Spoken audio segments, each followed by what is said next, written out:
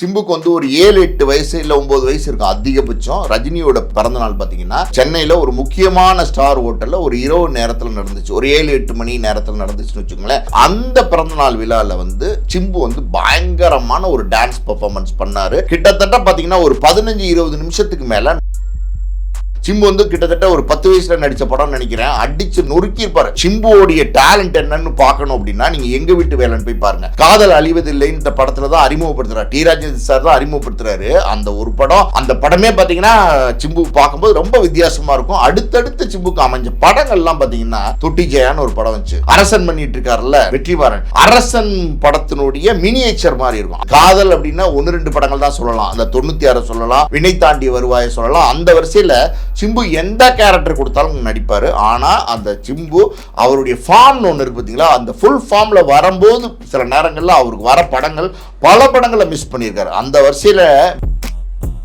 சிம்பு துரோகத்தால் வீழ்த்தப்பட்டவர் அப்படின்னா நிச்சயமா துரோகத்தால் வீழ்த்தப்பட்டவர், காதலால் வீழ்த்தப்பட்டவர், இப்படி நிறைய சொல்லிட்டே போகலாம். அதாவது எப்படி ஏன் துரோகத்தால் வீழ்த்தப்பட்டவர்னா 43 வயசு வரைக்கும் சிம்பு வந்து பேச்சுலராக இருக்கார். ஒரு எலிஜிபிள் பேச்சுலர். இந்த பேச்சுலராக இருக்காருன்னும் போது இத்தனை சாதனைகளை படைச்சிட்டு இருக்கிற சிம்பு நம்ம ஒரு விஷயத்த சொல்லணும். அது என்ன அப்படின்னா சமீபத்தில் ஒரு 2-3 மாதத்துக்கு முன்னாடி ஒரு ரியாலிட்டி ஷோவில் வந்து டி ராஜேந்தர் சார் வந்து கலந்துக்கிட்டாரு. அப்போ யாரோ ஒரு கேள்வி கேட்குறாங்க, எப்போ சார் சிம்பு கல்யாணம் அப்படின்னோன்னே. அகத்திரை நேயர்களுக்கு அன்பு வணக்கம். இன்று நம்மோடு இணைந்திருப்பவர் பாலாஜி பிரபு அவர்கள். சார் வணக்கம். வணக்கம். தமிழ் சினிமாவில் இவரை தவிர்த்து விட்டு ஒரு பட்டியலில் எழுதிட முடியாது. அது ஒரு 20 வருஷமாக 25 வருஷமாக இருந்துக்கிட்டே இருக்கிறது. காரணம் 25 வருஷம் இல்லை, அவருடைய பிறந்த நாள்லேருந்தே வச்சுக்கலாம். ஏன்னா பிறந்ததுலேருந்தே சினிமா ஊறி போன ஒரு கலைஞர் எஸ்டிஆர் அவர்கள். அவருடைய பிறந்த நாள், அவர் பற்றின பல்வேறு செய்திகள் உலா வருது. நீங்கள் பேசின செய்தியுமே உலா வந்துக்கிட்டு இருக்கு. இதில் எஸ்டிஆர் அப்படின்னு சொன்னோன்னா நினைவுக்கு வருவது என்னென்ன சார்?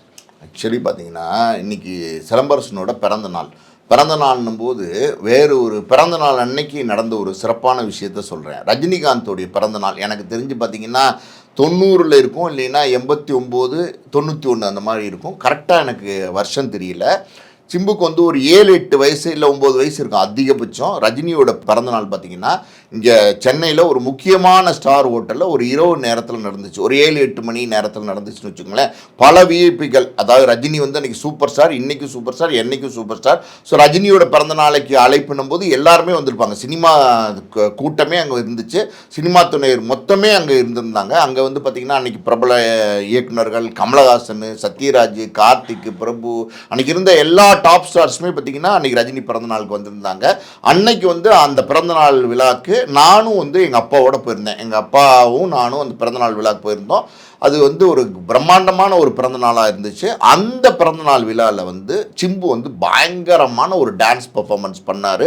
கிட்டத்தட்ட பார்த்தீங்கன்னா ஒரு 15-20 நிமிஷத்துக்கு மேலே நான் ஸ்டாப்பாக ஆடினார். அதாவது அந்த மாதிரி ஒரு டான்ஸை நீங்கள் பார்க்கவே முடியாது. அவ்வளோ அவ்வளோ எனர்ஜி, எக்ஸலண்ட். அதை அவர் சுற்றி ஆடினதை பார்த்தீங்கன்னா சினிமா துறையில் இருந்த அத்தனை பேரோட கண்ணு வந்து சிம்பு மேலே தான் இருந்துச்சு. டி ராஜேந்தர் பார்த்தீங்கன்னா அன்னைக்கு பயங்கரமாக, அன்னைக்கு வந்து எப்போவுமே டி ராஜேந்தர் எப்போவுமே எந்துவாக இருப்பார்.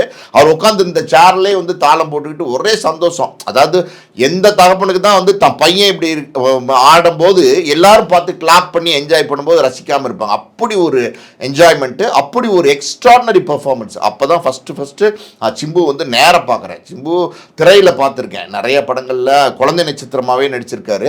ஆனால் ஃபஸ்ட்டு டைமாக நான் நேராக பார்க்குறேன். அப்படி ஒரு பர்ஃபார்மன்ஸு. ரஜினி சாரே மிரண்டு போயிட்டார். இன்னும் சொல்ல போனால் கமல் சார், ரஜினி சார் எல்லாருமே பார்த்தீங்கன்னா சிம்புவை கட்டி பிடிச்சி எல்லாருமே முத்தம் கொடுத்தாங்க. அந்த அளவுக்கு ஒரு எக்ஸலண்ட் பர்ஃபார்மன்ஸ் பண்ணார். இது ரஜினி பிறந்தநாள் அன்னைக்கு நடந்துச்சு. இன்னைக்கு நம்ம சிம்புவை பற்றி பேசணும். சிம்புவோட பிறந்தநாள்னும் போது அதாவது சிம்பு மாதிரி ஒரு ஆர்டிஸ்ட் அது நீங்கள் பார்க்கவே முடியாது. அந்த அளவுக்கு ஒரு யூனிக்கான ஆர்டிஸ்ட். சில பேர் வந்து பார்த்தீங்கன்னா யாரோடையுமே நீங்கள் கம்பேர் பண்ண முடியாது. இது வரைக்கும் பல பேர் இருந்திருக்கிறாங்க, பல சாதனையாளர்கள் இருந்திருக்கிறாங்க, பல திறமையாளர்கள் இருந்திருக்கிறாங்க, பல நடிகர்கள் இருந்திருக்கிறாங்க. ஆனால் இவங்க யாரோடையும் ஒரு சாயலே இல்லாத ஒரு வேற மாதிரியான ஒரு ஆர்டிஸ்ட் தான் சிம்பு. இன்னும் சொல்லப்போனால் அவங்க அப்பா டி ராஜேந்திர சார்கிட்ட என்னென்ன திறமை இருக்கும். அதாவது அவர் வந்து உங்களுக்கு தெரியும், டைரக்ஷன்லேருந்து, கேமராலேருந்து, இசையிலேருந்து, பாடுறதுலேருந்து, ஒளிப்பதுலேருந்து, எடிட்டிங்லேருந்து எல்லாம் என்னென்ன சினிமா துறையில் எத்தனை கிராஃப்ட் இருக்கோ அத்தனை கிராஃப்டையும் எடுத்து போட்டு பிச்சு தனித்தனியாக வந்து பீஸாக வந்து போட்டு எடுத்துருவார். அந்த மாதிரி வந்து பார்த்தீங்கன்னா எல்லா கிராஃப்ட்லேயும் வந்து சிம்பு எக்ஸ்பர்ட்டு. சிம்புவை பொறுத்த வரைக்கும் ஆல்ரெடி படம் இயக்கியிருக்காரு, பாடியிருக்காரு, ஆடியிருக்காரு, நடிச்சிருக்காரு. எல்லாமே வந்து சினிமா அப்படின்னா அது A to Z அப்படின்னா அது சிம்புக்கும் தெரியும், டி ராஜேந்தர் சாருக்கும் தெரியும். இது எல்லாமே பார்த்தீங்கன்னா ஒரு இன்ஃப்ளூயன்ஸ் தான். ஒரு அப்பா பார்த்து பார்த்து பார்த்து பிறந்ததுலேருந்தே சிம்பு வந்து பாருங்களேன், ஒரு டி ராஜேந்தர் சார் அவர் வந்து காதலிச்சு அவர் திருமணம் செஞ்ச உஷா அவங்க ஒரு நடிகை, அவங்க காதல் திருமணம் முடிஞ்ச உடனே டி ராஜேந்தர் சார் ஒரு படம் எடுக்கிறாரு. அப்போ அதுவே பெருசாக பேசினாங்க, என்ன உயிருள்ள வரை உஷா அப்படின்னாரு. அந்த மாதிரி ஒரு பேரை வச்சு ஒரு படம் எடுக்கிறாருன்னும் போது, உஷா நடிகை கல்யாணம் பண்ணியிருக்காருன்னும் போது பெருசாக பேசினாங்க. அன்றைக்கெல்லாம் பார்த்தீங்கன்னா என்ன டி ராஜேந்தர் இப்படி ஒரு படம் எடுக்கிறாரு அப்படின்னாங்க. அந்த உயிருள்ள வரை உஷா அப்படிங்கிறத இன்னைக்கு வரைக்கும் வந்து உயிருள்ள வரை உஷா அப்படிங்கிறத வந்து வாழ்ந்து காட்டுறார் டி ராஜேந்தர். அதாவது பல பேர் நீங்கள் பார்த்துருப்பீங்க, நடிகர்கள் காதலன் காதலியாக திருமணம் செஞ்சுக்குவாங்க, திரும்ப கணவன் மனைவி ஆவாங்க, பல பேர் பிரிஞ்சிருக்காங்க, எத்தனையோ ஜோடிகள் சொல்லலாம். அந்த வரிசையில் பார்த்தீங்கன்னா உயிருள்ள வரை உஷான்னு சொன்னார்னா அது உயிருள்ள வரை உஷா தான். அப்படி ஒரு கலை குடும்பத்திலேருந்து வந்தவர் தான் அந்த வாரிசு. அந்த வாரிசுனா எல்லாருக்கும் அந்த திறமை வந்துடாது. அதை டி ராஜேந்தர் சார் பார்த்தாலே உங்களுக்கு வந்து ஒரு எந்து வரும். அவர் வந்து சாதாரணமாகவே வந்து பார்த்திங்கன்னா மேடையிலேயே வந்து பாட்டு பாடுறாரு, தாளம் போடுறாரு, ஆட்டம் போடுறாரு, எல்லாம் பண்ணுறாரு. ஒரு உணர்ச்சி பொங்கி பேசக்கூடிய உணர்ச்சி, அதாவது உண்மையாலுமே பார்த்தீங்கன்னா ஒரு யதார்த்தமாக ஒரு சென்டிமெண்ட்டாக ஒரு கனெக்ட் ஆயிடுவார் டி ராஜேந்தர் சார். அவரை பற்றி ஏதாவது ஒரு நல்ல விஷயம் சொன்னாலோ இல்லை வந்து ஏதாவது சென்டிமெண்ட்டாக பேசினாலோ உடனே கண்ணிலேருந்து பொலன்னு டி ராஜேந்தர் சாருக்கு வந்து கண்ணீர் வந்துடும். அவர் வந்து ஒரு உதாரணத்துக்கு சொல்கிறேனே, ஒரு டேபிளில் உட்காந்து சாப்பிட்றாங்க, இப்போ சிம்பு, இலக்கியா, குரலரசன் அவங்க அம்மா எல்லோரும் இருந்தாங்கன்னா அங்கே கூட டேபிளில் கூட தாளம் போட்டுட்டு தான் இருப்பார் டி ராஜேந்தர் சார். இதை இந்த பையன் சிம்பு வந்து என்ன எப்படி பிறந்ததுலேருந்து பார்க்குறாரு. அப்புறம் 1 வயசு 2 வயசு 10 வயசு அப்புறம் நடிக்க வந்துடுறாரு. அவர் ஆரம்பத்திலே பார்த்தீங்கன்னா டி ராஜேந்தர் சார் எனக்கு நல்லா ஞாபகம் இருக்குது, படத்தோட பேர் மட்டும் மறந்துட்டேன், மைதிலி என்னை காதலியா இல்லை வந்து அதுக்கப்புறம் அந்த உயிருள்ள வர உஷாக்கு அப்புறம் வச்சு தங்கைக்கு ஒரு கீதமானு தெரில. முதல்ல பார்த்தீங்கன்னா சிம்புவை எனக்கு தெரிஞ்சு 1 வயசு இருக்கும், அப்படியே வந்து பார்த்தீங்கன்னா நியூடா சிம்புவை நிற்க வச்சு தண்ணி எடுத்து ஊற்றி அந்த பையன் சோப் போட்டு குளிக்க வைப்பார். அதெல்லாம் அந்த சீனு அன்னைக்கு தியேட்டரில் வந்து பயங்கர கிளாப்ஸு அப்ளஸ். அப்போ அதாவது வந்து ஒரு பிறந்த குழந்தையிலேருந்து நடிக்க வந்த பையன் தான் சிம்பு. அந்த ஒரு திறமை வந்து பார்த்திங்கன்னா இப்போ சிம்புக்கு அது உள்ளுக்குள்ளேருந்து வருது சார். அதாவது வந்து சில பேருக்கு வந்து பார்த்திங்கன்னா அந்த கலை வந்து உள்ளுக்குள்ளேருந்து வரும். எங்கள் வீட்டு வேலைன்னு ஒரு படம், அது நிறைய பேருக்கு இப்போ இருக்கிறவங்களுக்கு தெரியுமான்னு தெரியாது. சிம்பு வந்து கிட்டத்தட்ட ஒரு 10 வயசில் நடித்த படம்னு நினைக்கிறேன், அடித்து நொறுக்கியிருப்பார். அதாவது சிம்புவோடைய டேலண்ட் என்னன்னு பார்க்கணும் அப்படின்னா நீங்கள் எங்கள் வீட்டு வேலைன்னு போய் பாருங்கள். 10 வயசில் ஒரு பையனால் இவ்வளோ ஸ்மார்ட்டாக இவ்வளோ எக்ஸலண்ட்டாக நடிக்க முடியுமா? ஆட்டம் பாட்டம் ஃபைட்டு டைலாக் டெலிவரி எக்ஸ்பிரஷன்ஸ் எல்லாமே வேற மாதிரி இருக்கும் சிம்பு அப்படின்னா. அந்த படம் பார்த்தீங்கன்னா அன்னைக்கு பயங்கர பாக்ஸ் ஆஃபீஸ் கிட்ட record breaking collection. T Rajendar பையன் சிலம்பரசன் நடிக்கிறாரு அப்படின்னும் போது அந்த படம் ரெக்கார்ட் பிரேக்கிங் கலெக்ஷனு. அதுக்கப்புறம் ஒரு ஹீரோவாக சிம்பு வந்து மாடிஃபை பண்ணி வராரு. காதல் அழிவதில்லை இந்த படத்தில் தான் அறிமுகப்படுத்துகிறார், டி ராஜேந்தர் சார் தான் அறிமுகப்படுத்துகிறாரு. அந்த ஒரு படம், அந்த படமே பார்த்தீங்கன்னா சிம்பு பார்க்கும்போது ரொம்ப வித்தியாசமாக இருக்கும். அடுத்தடுத்து சிம்புக்கு அமைஞ்ச படங்கள்லாம் பார்த்தீங்கன்னா தொட்டி ஜெயான்னு ஒரு படம் வந்துச்சு, பார்த்தீங்கன்னா நீங்கள் போய் பாருங்கள். இப்போ வந்து அரசன் பண்ணிட்டு இருக்காருல்ல வெற்றிமாறன், அரசன் படத்தினுடைய மினியேச்சர் மாதிரி இருக்கும். அப்போவே கிட்டத்தட்ட அந்த படம் வந்து 20 வருஷம் ஆச்சு. 20 வருஷத்துக்கு முன்னாடி அசால்ட்டாக அப்படி ஒரு அந்த மாதிரி ஒரு கேரக்டர் அதை உள்வாங்கி ரொம்ப பிரமாதமாக ஒரு ரவுடி கேரக்டர் மாதிரி நடிச்சிருப்பாரு, ரொம்ப சூப்பராக இருக்கும். அதுக்கப்புறம் விண்ணை தாண்டி வருவாயா பாருங்கள், தொட்டி ஜெயான்னு நடித்த சிம்பு, அதுக்கப்புறம் மன்மதன் நடித்த சிம்பு, வல்லவன் நடித்த சிம்பு, விண்ணை தாண்டி வருவாயா அப்படின்னா அங்கே எதுவுமே சிம்போட சேட்டையெல்லாம் எதுவுமே இருக்காது. அதாவது அப்படியே ஒரு மைல்டான ஒரு லவ் ஸ்டோரி, ஒரு அருமையான ப்ரீஸியான ஒரு காதல். திரிஷா சிம்பு அந்த பேரே பார்த்தீங்கன்னா பல வருஷம் யாராலையும் மறக்க முடியாது. காதல் அப்படின்னா 1-2 படங்கள் தான் சொல்லலாம், அந்த 96 சொல்லலாம், வினை தாண்டி வருவாயை சொல்லலாம். அந்த வரிசையில் சிம்பு எந்த கேரக்டர் கொடுத்தாலும் நடிப்பார். ஆனால் அந்த சிம்பு அவருடைய ஃபார்ம்னு ஒன்று இருக்குது பார்த்தீங்களா, அந்த ஃபுல் ஃபார்மில் வரும்போது சில நேரங்களில் அவருக்கு வர படங்கள் பல படங்களை மிஸ் பண்ணியிருக்காரு. அந்த வரிசையில் பில்லா அஜித் நடித்தார் இல்லையா, அந்த பில்லா படத்திலே வந்து சிம்பு தான் நடிக்க வேண்டியது. அதுக்கப்புறம் வெற்றிமாறனுடைய வடச்சென்னை, அப்புறம் ஆடுகளம், பல படங்கள் வந்து அந்த ஆஃபர் வந்து சிம்புக்கு போய் அதுக்கப்புறம் தனுஷ்க்கு வந்திருக்கு, ஆஃபர் வந்து சிம்புக்கு போய் அப்படி தனுஷ்க்கு வந்திருக்கு. ஸோ இந்த மாதிரி பெரிய பெரிய படங்கள் பல படங்களை வந்து சிம்பு மிஸ் பண்ணியிருக்காரு. சிம்பு துரோகத்தால் வீழ்த்தப்பட்டவர் அப்படின்னா நிச்சயமாக துரோகத்தால் வீழ்த்தப்பட்டவர், காதலால் வீழ்த்தப்பட்டவர், இப்படி நிறைய சொல்லிகிட்டே போகலாம். அதாவது எப்படி ஏன் துரோகத்தால் வீழ்த்தப்பட்டவர்னா நம்புவார், யாரையும் நம்புவார். அதாவது வந்து சிம்புவை பொறுத்த வரைக்கும் ஒரே ஒரு விஷயம் தான் அவருக்கு ரொம்ப முக்கியம், அது என்னென்னா உங்களை அவருக்கு பிடிச்சிருச்சுன்னா அவர் எதை பற்றியும் பார்க்க மாட்டார். டோட்டலாக ஓப்பன் ஹார்ட்டாக உங்ககிட்ட பழகுவார், ஓப்பன் ஹார்ட்டாக உங்ககிட்ட வந்து பிஹேவ் பண்ணுவார், அன்பை காட்டுவார். அந்த அன்பு அன்லிமிட்டட் லவ்னு சொல்லுவாங்கல்ல, அன்லிமிட்டட் லவ் வந்து காட்டக்கூடிய ஒரு பர்சனாலிட்டி தான் சிம்பு. அப்படி அவருடைய பல நேரங்களில் கூட இருந்து சிம்பு ஏமாற்றி துரோகம் பண்ணவங்க பல பேர் இருந்திருக்கிறாங்க. காதலால் வந்து சிம்பு வீழ்த்தப்பட்டார். காதலால் வீழ்த்தப்பட்டதுனால பார்த்தீங்கன்னா அது ஒரு காதல், அது வந்து முதல் காதல். அந்த காதல் எல்லாருக்கும் தெரியும். அது அது அது வந்து சிம்பு ரொம்ப பாதிச்சிச்சு, பயங்கரமாக மனசளவில் பாதிச்சிச்சு. என்னென்னா எல்லாரையும் இந்த மாதிரி வந்து காதல் தோல்வி பாதிச்சிருமா அப்படின்னா பாதிக்காது. ஏன் அப்படின்னா அவங்கெல்லாம் பார்த்தீங்கன்னா ஒரு ஜாலியாக லவ் பண்ணுவாங்க, அது நடக்கலைன்னா அடுத்து காதலியை தேடி போயிடுவாங்க. ஆனால் சிம்புவை பொறுத்த வரைக்கும் எப்படின்னா அது அந்த ஒரு உணர்வுபூர்வமாக வந்து காதலிச்சார், நம்பினார். அது ஏதோ பிரேக்கப் ஆனதுக்கப்புறம் பார்த்தீங்கன்னா பெருசாக அவர் மனசில் வந்து ஒரு காயம் ஏற்பட்டுச்சு. அப்புறம் 1-2 காதல் வந்து குறுக்க வந்து போனால் கூட அவரால் முழுசாக ஒரு இன்வால்மெண்ட் கொடுக்க முடியல. இன்னைக்கு வரைக்கும் பாருங்களேன், கிட்டத்தட்ட 43 வயசுன்னு நினைக்கிறேன் இன்னைக்கு பிறந்த நாள். 43 வயசு வரைக்கும் சிம்பு வந்து பேச்சுலராக இருக்கார், ஒரு எலிஜிபிள் பேச்சுலர். இந்த பேச்சுலராக இருக்காருன்னும் போது இத்தனை சாதனைகளை படைச்சிட்டு இருக்கிற சிம்பு நம்ம ஒரு விஷயத்த சொல்லணும். அது என்ன அப்படின்னா, சமீபத்தில் ஒரு 2-3 மாதத்துக்கு முன்னாடி ஒரு ரியாலிட்டி ஷோவில் வந்து டி ராஜேந்தர் சார் வந்து கலந்துக்கிட்டாரு. அப்போ யாரோ ஒரு கேள்வி கேட்குறாங்க, எப்போ சார் சிம்பு கல்யாணம் அப்படின்னோடனே பொலன்னு அழுதுறாரு. நீங்கள் பார்த்தீங்கன்னா அந்த வீடியோ எல்லாம் யூடியூப்லாம் இருக்குது. பொலன்னு அழுதுறாரு. ஒரு தகப்பனாக வந்து டி ராஜேந்தர் சாருக்கு உள்ளுக்குள்ளே வந்து சிம்புக்கு கல்யாணம் ஆகலை, இன்னும் சிம்பு வந்து குடும்பஸ்தன் ஆகலை, கணவன் மனைவியாக சந்தோஷமாக வாழ்ந்து குழந்தை குட்டியோட அந்த வாழ்க்கை அமைப்புக்குள்ளே வரலை, வட்டத்துக்குள்ளே வரலை அப்படிங்கிற ஒரு வேதனை வந்து ஒரு தகப்பனாக ரொம்பவே இருக்குது. ஏன் டி ராஜேந்தர் சாருக்கு அவ்வளோ இருக்குன்னா, டி ராஜேந்தர் சார் உஷாவை காதலிச்சு நேசித்து விரும்பி திருமணம் செஞ்சார். 3 குழந்தைங்களை பார்த்தீங்கன்னா இலக்கிய கல்யாணம் ஆகி குழந்தை குட்டி இருக்குது, குரலரசனுக்கு கல்யாணம் ஆகி குழந்தை குட்டி இருக்குது. ஆனால் சிலம்பரசன் இன்னும் வந்து ஏதோ மனசுக்குள்ளே வச்சுக்கிட்டு காதல் சில கசப்பான அனுபவங்கள் அது மனசில் வடுவாக வச்சுக்கிட்டு இன்னும் கல்யாணம் பண்ணாமல் நினைக்கிறாரு. எல்லா பெண்களும் வந்து மோசமாக இருப்பாங்கன்னு நினைக்கிறாரா என்னன்னு தெரியல. அப்படிலாம் கிடையாது, பல பேர் வந்து நல்ல ஆட்கள்லாம் இருக்காங்க. அது மாதிரி வந்து சிம்பு வந்து கூடிய சீக்கிரம் அட்லீஸ்ட், அதாவது டி ராஜேந்தர் சார் மாதிரி ஒரு நல்ல உள்ளம் நீங்கள் பார்க்கவே முடியாது. உண்மையே அதான். அதாவது எப்படி வந்து இயல்பான மனிதர், ரொம்ப நல்ல மனிதர், பார்க்க முரட்டுத்தனமாக இருப்பார், பேசுகிறது முரட்டுத்தனமாக இருக்கும், இப்படின்னு ஷூட்டிங் ஸ்பாட்லாம் போனீங்கன்னா அவர் வந்து பார்த்தீங்கன்னா ஒர்க்கு நடக்கணும் அவ்வளோ டென்ஷன் ஆவார். ஆனால் அந்த ஒர்க் முடிஞ்சோடனே அப்படியே கூலாகி கூப்பிட்டு கட்டி பிடிச்சி அன்பை காட்டக்கூடிய, வெளிப்படையாக பேசக்கூடிய, மறைவில்லாமல் பேசக்கூடிய ஒரு நபர் தான்.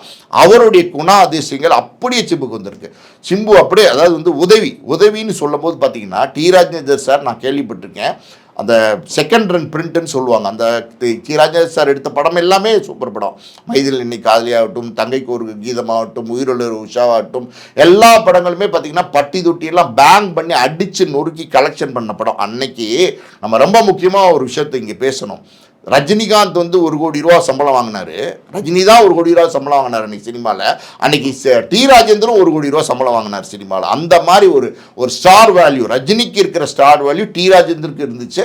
அப்படி படங்கள், டி ராஜேந்தர் படங்கள்னால் செட்டு பிரம்மாண்டம் அப்படிங்கிற மாதிரி இருக்கும். அவருடைய படங்கள் ரீரிலீஸ்க்கு போய் கேட்பாங்க, செகண்ட் ரன்னு சொல்லுவாங்க. அதாவது சின்ன ஊர்களில் ரிலீஸ் பண்ணுவாங்க, பி சென்டர் சி சென்டர்னு சொல்லுவாங்க. அதுக்கு வந்து போய் சார் ஒரு பிரிண்ட் கொடுத்தீங்கன்னா நாங்கள் வந்து சும்மா ஒரு உதாரணத்துக்கு வச்சுக்கோங்களேன், அவினாசியில் ஓட்டிக்குவோம் சார், கொஞ்சம் ஹெல்ப் பண்ணுங்கள் சார், 1 வாரம் ஓட்டுறோம் சார் அப்படின்னு சொன்னால் உடனே எவ்வளோ கொடுக்குறீங்க அப்படின்னு கேட்பாரு. சார் ஒரு 10,000 வச்சுங்க சார் அப்படின்னா 10,000 சரி கொடுங்க அப்படின்னு சொல்லிட்டு 10,000 வாங்கிப்பார். ஏன் தெரியுமா, அன்னைக்கு 10,000 வாங்கிட்டு போய் டி ராஜேந்தர் படத்தை வந்து 1 வாரம் ஓட்டினான்னா அவனுக்கு 1 லட்ச ரூபா கிடைக்கும். 1 லட்ச ரூபா கிடைக்கும். அது அவர் டி ராஜேந்தருக்கும் தெரியும். ஆனால் வியாபார நோக்கமாக பார்க்க மாட்டார். ஓகே, இந்த மாதிரி சின்ன வியாபாரிங்க அவங்க நல்லா இருக்கட்டும் பொழைச்சிட்டு போட்டுன்னு வாங்கிட்டு அந்த 10,000 ரூபாயும் வீட்டுக்கு எடுத்துகிட்டு போவாரா அப்படின்னா வீட்டில் தான் வாங்குவார். கூட இருக்கிற வேலை பார்க்குறாங்கல்ல, உஷான்னு ஒரு பத்திரிக்கை நடத்திட்டு இருந்தார், அங்கே வேலை பார்க்குறவங்க கூட வந்து அவங்க வீட்டில் வேலை பார்க்குறவங்க, வாட்ச்மேனு, கார் டிரைவர், செக்யூரிட்டி எல்லாத்துக்கும் அந்த பணத்தை அப்படி பிரித்து கொடுத்துருவாரு. 10,000 இருந்தாலும் சரி, 25,000 இருந்தாலும் சரி, 50,000 இருந்தாலும் சரி, அந்த குணநலமும் பார்த்தீங்கன்னா அப்படியே சிம்புக்கு வந்திருக்கு. சிம்பு அப்படின்னா அதாவது யாராவது உதவின்னு போய் கேளுங்களேன், ஒன்றுமே இல்லை, நான் சொல்கிறது உண்மையாக போயின்னு சிம்பு வீட்டு கதவை தட்டி பாருங்கள். உண்மையாக சிம்புக்கு தெரிஞ்சவங்க உண்மையான உதவி கேட்குறாங்க, நேர்மையான உதவி கேட்குறாங்க, உண்மையாக தான் உதவி கேட்டு வந்திருக்காங்கன்னா என்ன வேணாலும் செய்வார். அதாவது உங்களுக்கு ஒரு ஆப்ரேஷன் 2 லட்சம் 3 லட்சம் ஆகுனா அந்த 4 லட்சத்தை நான் கட்டுறேன், 5 லட்சத்தை நான் கட்டுறேன்னு கட்டுவார். படிப்பு செலவுக்கு எத்தனையோ பேருக்கு படிப்பு செலவுக்கு காசு கொடுத்துருக்காரு. பல பேருக்கு, அதாவது கல்லூரிக்கு காலேஜுக்கு ஃபீஸ் கட்ட முடியாது எத்தனையோ பேருக்கு உதவி செஞ்சுருக்காரு. அவர் வீட்டில் இருக்கிற செக்யூரிட்டிலேருந்து வேலைக்காரவங்கலேருந்து சமயக்காரவங்கலேருந்து எல்லாருக்கும் வாரி வழங்கின குணம் அது டி ராஜேந்தர் கிட்ட இருந்துச்சு. டி ராஜேந்தர் இன்னமும் பண்ணிட்டு இருக்காரு, சிம்பு இப்பவும் பண்ணிட்டு இருக்காரு. என்ன வேணாலும் சிம்புன்னு போயிட்டு கேட்டிங்கன்னா செய்வார். அந்த மாதிரி ஒரு நல்ல, அதாவது ஒரு நடிகன் அப்படின்னா அந்த நடிகன்ற அந்தஸ்து வந்ததுக்கப்புறம் அந்த அந்தஸ்தோடு தான் நடந்துப்பாங்க. ஒரு ஆட்டிடியூட், ஒரு திமிரு, ஒரு தலகணம் எப்படி வேணால் எடுத்துக்கலாம். ஆனால் எந்த காலத்துலேயும் நீங்கள் பாருங்களேன், ஒரு வெள்ளந்தியான பேச்சு, சிம்போட பேச்சை பாருங்களேன், வெள்ளந்தியான பேச்சு. அதே மாதிரி பார்த்தீங்கன்னா ஃபேன் பேஸ் அப்படின்னா உண்மையாலுமே சொல்கிறேன், சிம்புக்கு இருக்கிற ஃபேன் கட்டமைப்பு, ஃபேன் பேஸ், டைஹார்ட் ஃபேன்ஸ்னு சொல்லுவாங்கள்ல. சில பேர்லாம் சிம்பு 4 வருஷம் படம் நடிக்கலைனாலும் அப்புறம் 5வது வருஷம் நடிக்கிற படத்துக்கு தியேட்டரில் அதே ஓப்பனிங் இருக்கும், அதே க்ரௌடு இருக்கும், அதே கூட்டம் இருக்கும், அதே கலெக்ஷன் இருக்கும், அதே ஆடியன்ஸ் ரெஸ்பான்ஸ் இருக்கும். அந்தளவுக்கு பார்த்தீங்கன்னா சிம்புக்கு டைஹார்ட் ஃபேன்ஸ். நான் ஒரு சம்பவத்தை சொல்கிறேன். அதாவது நான் மதுரையில் ஒரு 2-3 மாதம் 6 மாதம் இருக்கும் போயிருந்தேன். ஒரு சின்ன மெஸ்ஸுக்கு போய் சாப்பிட போயிருந்தேன், ஒரு நான் வெஜிடேரியன் மெஸ்ஸுக்கு, நல்லா இருக்கும்னு சொல்லி போயிருந்தேன். அங்கே பார்த்தீங்கன்னா ஒரு 20-22 வயசு பையன், அந்த பையன் டாலரில் சிம்புவோடைய ஃபோட்டோ போட்டு, அந்த சும்மா சாதாரணமான செயின், இந்த இதில் வரும்ல அந்த மாதிரி சில்வர் செயின், அது டாலரில் சிம்பு ஃபோட்டோ இருக்குது. இப்படி சர்வ் பண்ணும்போது பார்த்தீங்கன்னா அது சின்ன ஷார்ட்டாக போட்டிருந்தாலும் என் கண்ணுக்கு நல்லா தெரிஞ்சிச்சு. என்ன தம்பி சிம்பு ஃபோட்டோ போட்டிருக்கேன் டாலரில் அப்படின்னு கேட்டேன். சார் அண்ணே, நான் சிம்புவோடைய ரசிகண்ணே, நான் சிம்புக்காண்டி உயிரே கொடுப்பேன் அப்படிங்கிறப்பல. என்ன தம்பி, என்ன அவ்வளோ பிடிக்குமா அப்படின்னே. ஐயோ அண்ணே, எனக்கு ஒரே ஒரு தடவை சிம்பு பார்க்கறதுக்கு வாய்ப்பு கிடைச்சா போதுன்னே, நான் யாருன்னு அவருக்கு தெரியாது, ஒரே ஒரு தடவை சிம்பு பார்க்கறதுக்கு வாய்ப்பு கிடைச்சா போதுன்னே, எனக்கு உயிர்னே சிம்பு அப்படிங்கிற. அந்த அளவுக்கு பார்த்தீங்கன்னா வெறித்தனமான ஒரு ஃபேன்ஸு. 10 வருஷம் சிம்பு படம் நடிக்காமல் இருந்தால் கூட அந்த ஃபேன்ஸுன்னு இருக்காங்க பார்த்தீங்களா, சிம்புவோட ஃபேன்ஸ் இருக்காங்க பார்த்தீங்களா, அவங்க வேறு நடிகருக்கு ஷிஃப்ட் ஆகவே மாட்டாங்க. சிம்புனா சிம்பு தான் அப்படின்னு ஒரே காலில் நிற்கிறாங்க, ஒரே கால் நிற்பாங்க.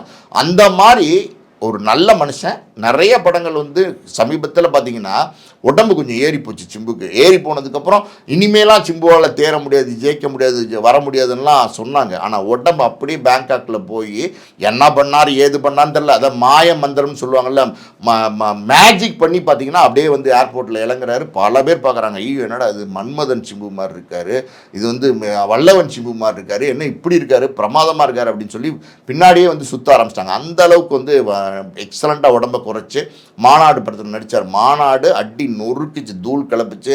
அதுக்கப்புறம் வெந்து தெரிந்த காடு, அதுக்கப்புறம் பார்த்தீங்கன்னா ஈஸ்வரன், 10 தலை, பல படங்கள் சிம்பு நடித்த படங்கள் எல்லாமே நிறைய படங்கள். தக் லைஃப்பில் கமலஹாசன் என்ன சொன்னார், அந்த ஆடியோவில் என்ன சொன்னார், அதாவது நான் ஒருத்தரை பார்த்து பயந்தேன் அப்படின்னாரு மறைமுகமாக. அது யாருன்னு பார்த்தா சிம்பு. அதாவது ஒன் டேக் ஆர்டிஸ்ட் சிம்புவெல்லாம் பார்த்தீங்கன்னா ஒன் டேக் ஆர்டிஸ்ட். ஒரு விஷயத்தை இந்த தம்பி தான் டைலாக்கு, இதுதான் சீனுன்னு சொன்னீங்கன்னா அண்ணா ஓகேண்ணே அப்படின்னு சொல்லிட்டு ஸ்பாட்டில் போனார்னா ஒரே டேக் அடித்து முடிச்சுட்டு போவார். முடிச்சு போகிறது மட்டும் இல்லை, அண்ணே போதுமாண்ணே இன்னும் வேணுமா அப்படின்னு கேட்பார். வேணுமா அப்படின்னா இன்னும் கொடுக்குறதுக்கு ரெடி அப்படின்னு வரும். அந்த மாதிரி fight, dance, performance, reaction, dialogue delivery எல்லாம். அதாவது ஒரு ஸ்டைலிஷ் ஆர்டிஸ்ட் அப்படின்னா நம்ம சிம்புவை நம்ம சொல்லலாம். அப்போ அந்த சிம்பு அவரை பார்த்திங்கன்னா அடுத்து அவருடைய லைனப்ஸ், அந்த லைனப்ஸ் எல்லாம் பார்த்திங்கன்னா ரொம்ப வேறு மாதிரி இருக்குது. அதாவது பல வருடங்களுக்கு முன்னாடி வெற்றிமாறனுடைய இணைய வேண்டியவர் மறுபடியும் இப்போ அந்த வாய்ப்பு கிடைச்சிருக்கு. அரசன் படத்தில் வெற்றிமாறனோட இணைஞ்சிருக்காரு. வெற்றிமாறன் நமக்கு எல்லாருமே தெரியும். அவர் வேறு மாதிரி படத்தை ப்ரெசென்ட் பண்ணக்கூடிய, வேற ஒரு டைப்பாக அந்த ரொம்ப வித்தியாசமாக படத்தை கொடுக்கக்கூடிய, ஆடியன்ஸோட கனெக்ட் ஆகிற படத்தை கொடுக்கக்கூடிய ஒரு இயக்குனர். அவர் ஆல்ரெடி பார்த்திங்கன்னா இந்த எப்படி சொல்கிறது, இந்த ரவுடி பேஸ்டு கதையெல்லாம் எடுத்தாருன்னா அது ரொம்ப நுணுக்கமாக உள்ளே போய் இறங்கி படம் எடுப்பார். அந்த மாதிரி சிம்பு வச்சு பார்த்தீங்கன்னா மைலேஷ் சிவகுமாரோடைய கதை, மயிலாப்பூர் சிவகுமார் கதையை தான் பண்ணுறாரு. ஸோ இதில் சிம்பு பார்த்தீங்கன்னா ஒரு யங் கெட்டப்பில் வராரு. கிட்டத்தட்ட ஒரு 20-22 வயசு பையனாக ஒரு யங் கெட்டப்பில் வராரு. அந்த கெட்டப்பில் தான் கோயில்பட்டியில் ஷூட்டிங் நடந்துச்சு.